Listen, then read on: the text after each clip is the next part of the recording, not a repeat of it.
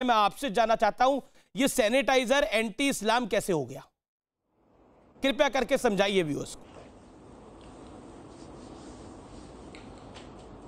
देखिए, हम लोगों ने पहले भी कहा था और आज भी हम लोग इस चीज पर ही बात कर रहे हैं कि सबसे पहले तो हमें सैनिटाइज के अर्थ को जानने की जरूरत है कि सैनिटाइज होता क्या है। अच्छा, जहां तक मुझे मालूम है, सैनिटाइज के मीनिंग होते हैं स्वच्छ, यानी मुकम्मल सफाई जी। और उसके साथ साथ हमें ये भी जानने की जरूरत है कि अल्कोहल जो है वो कई कई तरह का होता है, तो उसी के आधार पर ही हमें आगे जायज और नाजायज का मसला उठाकर लाना चाहिए। हमारे कुछ जो बरेलवी मसलक यानी विचारधारा के लोग हैं, उन्होंने आज कोई फतवा जारी किया है, जैसा मुझे मालूम हुआ, तो हम लोगों ने उनके आगे यही राय रखी है कि जब तक किसी चीज की सही तरीके से पुष्टि ना हो जाए उसके बाद ही डिसीजन लेना उचित रहता है। तो सबसे पहले हमें ये जानना है कि अल्कोहल कौन कौन सी चीजों से बनता है, और उसके साथ साथ अभी जल्दी ही हमने काफी उलमाओं से बातचीत की, दारुल के भी, कि वो फतवा जो है जारी करें इसके बारे में। तो इंशाल्लाह उम्मीद है कि शायद 1-2 घंटे बाद फतवा जारी हो जाएगा और उसमें बता दिया जाएगा कि इसको सैनिटाइज करना जो है जायज है या नहीं है। नहीं, सैनिटाइज नहीं, तरह की कोई आपत्ति हो। मौलाना साहब, मौलाना इसहाक साहब, आप बड़े जानकार लग रहे हैं, आपने सैनिटाइजेशन पर भी काफी जानकारी दी। मैं आपसे साहब ये जानने की कोशिश कर रहा हूं, प्रयास कर रहा हूं, सैनिटाइजर में अल्कोहल का फॉर्मूला होता है, तो सैनिटाइजर क्या एंटी इस्लाम हो गया है? अगर इस तरह का हम र्यूमर भी उड़ा देंगे, इस तरह का फतवा आपने या बरेलवियों ने अगर जारी कर दिया है, तो आप जानते हैं इस कंफ्यूजन की मार कहां जाके पड़ेगी। टर्की में मस्जिदों को सैनिटाइजर से सैनिटाइज किया जा रहा है, जामा मस्जिद को सैनिटाइज किया गया सैनिटाइजर से। अब आप मुझे बताइए, ये ना वो तो इस्लामिक देश है, आप लोगों को क्या तकलीफ है? देखिए, मैं आपकी बात रोक कर देना चाहूंगा कि मैंने वही बोला है कि हमें सबसे पहले सब तरह की नॉलेज होनी चाहिए। नॉलेज के बाद फिर हमें आगे कोई बात कहने में उचित रहता है, यानी हम वो बात कह सकते हैं। मौलाना साहब, with all due respect to you, आपने अल्कोहल का मतलब शराब प्रूफ कर दिया। आपने बोला अल्कोहल का मतलब शराब है। होम्योपैथिक की दवाइयों में वो फॉर्मूला डलता है। जो कफ सिरप आप पीते, कभी खांसी हुई होगी आपको मौलाना साहब, जो कफ सिरप पीते उसमें वो फॉर्मूला डलता है, तो ना पीजिए। अब क्या करिएगा उसका? मैं वही आपसे बोल रहा हूँ, ये चीजें हम लोगों की तरफ से नहीं जारी हुई हैं कि आप जो है ये करें। मैंने आपको बोला है कि अभी मुश्किल से 1-2 घंटे के अंदर फतवा भी जारी हो जाएगा।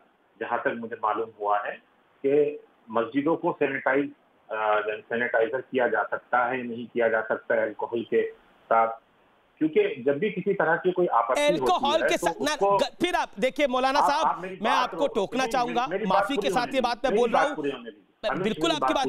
अल्कोहल के साथ किसी मस्जिद मंदिर को सैनिटाइज नहीं किया जा रहा, सैनिटाइजर के साथ सैनिटाइज किया जा रहा है। मैं आपकी बात को, आप मेरी बात तो आपके यहाँ के लोग कह रहे हैं ना, मैं जो कहते हैं गौमूत्र और गोबर की बात करते हैं, मैं उनको भी पकड़ूंगा, लेकिन मैं आपसे पूछता हूँ, आपके यहाँ के लोग कहते हैं कि आकर साबुन से हाथ धोने। आदमी को जब आप सैनिटाइज करेंगे उसको नहलाएंगे मस्जिद के अंदर, ऐसा पॉसिबल है क्या? प्रैक्टिकल है? पहले आप पूरा सवाल कर लीजिए, उसके बाद मेरा सवाल हो गया मौलाना साहब। मौलाना साहब, आप कह रहे हैं कि हम जानकारी जुटा रहे हैं, दुनिया के इतने बड़े बड़े राष्ट्र वो जानकारी नहीं जुटा पाए, आप लोग जानकारी जुटाएंगे, उसके बाद आप फतवा इशू करेंगे। मतलब या तो आप WHO हैं या आप देश की हेल्थ मिनिस्ट्री हैं। आप ये बातें मेरे ऊपर क्यों डाल रहे हैं अमीश? मैं आपसे यही बोल रहा हूं कि ये फतवा हम लोगों की तरफ से जारी नहीं हुआ है। जिन लोगों ने जारी किया है, आपको उनको डिबेट में बैठाना चाहिए था, नहीं उनसे मालूमात करनी चाहिए थी। आप मस्जिद के अंदर सैनिटाइजेशन होनी चाहिए, सैनिटाइजर से इसके पक्ष में है कि नहीं है, हाँ या ना? मैंने आपसे चलिए मैं सीधा सवाल पूछ लेता हूं। मैं पूरी डिसीजन लेने वालों में नहीं हूं, डिसीजन एक कमेटी लेती है और कमेटी का आपकी राय क्या है सर? चलिए कमेटी को थोड़ी देर के लिए सर छोड़ दीजिए मौलाना साहब। सर मैं आपसे यही पूछ रहा हूं, आपकी राय क्या है? मेरी राय यही है कि जो दारुल इफ्ता हमारे यहाँ की जो फैसला लेगी उसको माना जाए, और मुझे जहां तक उम्मीद है इंशाअल्लाह, क्योंकि हमारी दारुल इफ्ता जो है वो कुरान और हदीस की रोशनी में डिसीजन लेती है, मशवरा देती है, हमें उसका इंतजार करना चाहिए, इससे ज्यादा नहीं आपको भी इंतजार करने की जरूरत है। अच्छा, आपको टर्की में हुआ, इराक में हुआ, ईरान में हुआ, इंडोनेशिया में हुआ, वो गलत कर रहे हैं। जामा मस्जिद में हुआ दिल्ली की, वो गलत हो रहा है। ये आप अपने मुंह के अल्फाज मेरे मुंह में मत अपने मुंह से नहीं अल्फाज कह रहा मैं तो आपको फैक्ट बता रहा हूं। के मुंह में डालने के आदी है, मैं जानता हूं आपको, पर आप अपनी चीजें मेरे पे लागू मत करिए।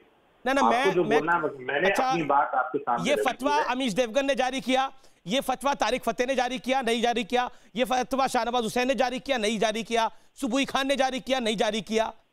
ये फतवा जहाज कहां से हुआ फतवा ये जारी? ये पूरा मामला कहां से जारी हुआ बताइए ना, आप मुझे बताइए। आपको यही मालूम नहीं है कि फतवा कहां से जारी? ना मुझे तो पता है कहां से, ना सर मुझे तो पता है कहां से हुआ, मुझे तो पता है कहां से हुआ, लेकिन मैं आपसे पूछ रहा हूं ये कंफ्यूजन फैलाया क्यों गया कि सैनिटाइजेशन मस्जिद में मत करिए। अब छोटे छोटे मोहल्लों में जो मस्जिद है वहां पर अगर सैनिटाइजेशन नहीं होगी और कोरोना सर फैल जाएगा तो जिम्मेदारी कौन लेगा? आप मुझे बताइए, कौन सा वर्ग लेगा जिम्मेदारी? तय कर ले। फतवा किसने जारी किया, आप मुझे बताइए सर, जिम्मेदारी कौन लेगा? मैं बड़ा सिंपल सवाल पूछ रहा हूं आपसे। आप मेरे सवाल का जवाब दीजिए। नहीं, सवाल तो पूछना मेरा काम है। मैं आपको एक सेकंड मैं आपको बताना पड़ेगा।